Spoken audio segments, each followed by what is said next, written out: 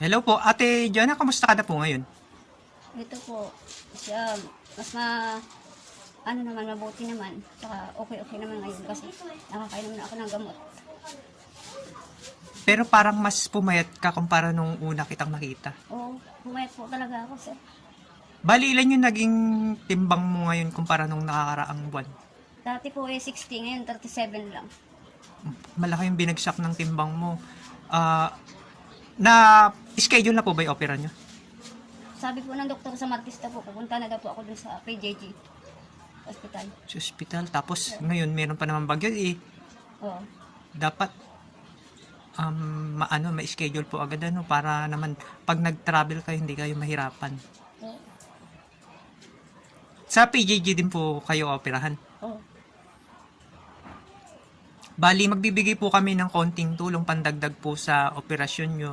Pasensya na po kasi hindi po sapat kasi yung nagiging pondo. Bali, nagiging hati-hati lang din sa mga tulad yung may karamdaman.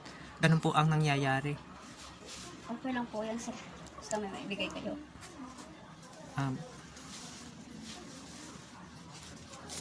Ito po, ibibigay ko po yung 2,000 sa inyo. Ito pa ate. Salamat po, sir. Bali, ang nagbigay po sa inyo ng tulong si Madam M. Ayaw niyo po sabihin yung complete name niya. Oh, Nagpapasalamat po kami kay Madam M kasi nakita niya yung video nyo. Nahabag po siya kaya agad nagbigay po siya ng tulong. Pandagdag niyo daw po sa gamutan. maraming salamat po, Ma'am M.